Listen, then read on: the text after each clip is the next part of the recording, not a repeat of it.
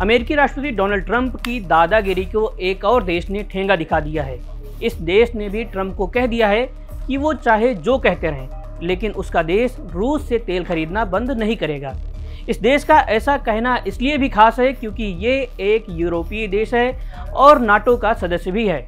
आज की वीडियो में बात इसी खबर पर कि ये देश कौन है और नाटो का सदस्य होने के बावजूद इसने ट्रंप को क्यों साफ जवाब दे दिया है।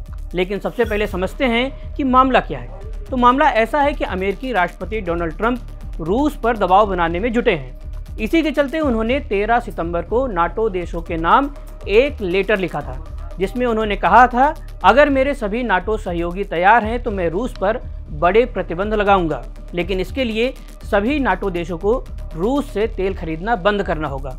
लेकिन ट्रंप के इस राह में यूरोप का एक छोटा सा देश रोड़ा बनकर खड़ा हो गया है। ये देश है हंगरी। द गार्डियन की रिपोर्ट के मुताबिक हंगरी के विदेश मंत्री पीटर सिजार्टो ने कहा कि हंगरी ना तो रूस से तेल खरीदना बंद करेगा और ना ही एनर्जी के लिए रूस पर अपनी निर्भरता कम करेगा। संयुक्त राष्ट्र महासभा के लिए न्यूयॉर्क पहुंचे सिजार्टो ने कहा कि हम ट्रंप का नज़रिया समझते हैं, लेकिन हमें प्रैक्टिकल होना पड़ेगा।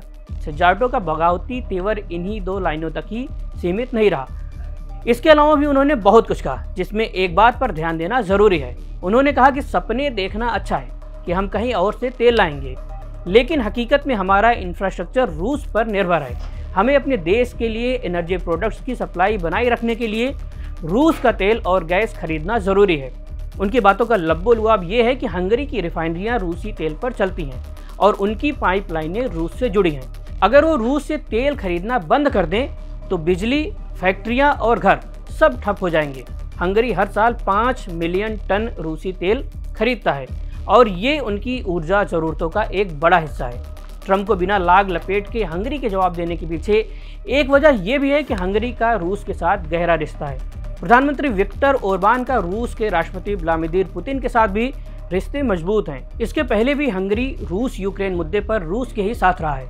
हंगरी ने यूक्रेन को हथियार देने से मना कर दिया था और यूक्रेन की EU में मेंबरशिप का भी विरोध किया था।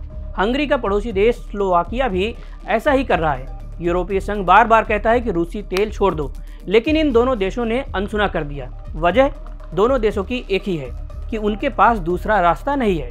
उनकी पाइपलाइनें, रिफाइनरियाँ और अर्थव्यवस्था रूस पर ही टिकी हैं। अब हंगरी के इस बयान पर ट्रंप के सहयोगी सीनेटर लिंडसे ग्राहम और सख्त हो गए हैं। उन्होंने कहा कि रूस का तेल अब सिर्फ हंगरी और स्लोवाकिया ही खरीद रहे हैं। उन्हें जल्दी कदम उठाना चाहिए, वरना नतीजे भुगतने पड़ेंगे। हालांकि ये भी नहीं है कि ट्रंप की बातों का बाकी के यूरोप में विरोध नहीं हो रहा है। ट्रंप के लेटर पर उनके कुछ और सहयोगियों ने भी सवाल उठाए हैं कि क्या ट्रंप सच में रूसी राष्ट्रपति व्लादिमीर पुतिन पर दबाव बढ़ाने के लिए गंभीर हैं या केवल यूरोप पर जिम्मेदारी डालकर पीछा छुड़ाना चाहते हैं। क्योंकि रूस यूक्रेन युद्ध को अब 3 साल हो चुका है और ट्रंप के वादे अभी तक पूरे नहीं हुए। आपको क्या लगता है, हंगरी ने जो हिम्मत दिखाई है, क्या ये उन्हें महंगी पड़ेगी? और अगर रूसी तेल बंद हुआ तो क्या यूक्रेन युद्ध रुक जाएगा? हमें कमेंट बॉक्स में ज़रूर बताएं और देश और दुनिया की खबरों के लिए देखते रहें NDTV इंडिया।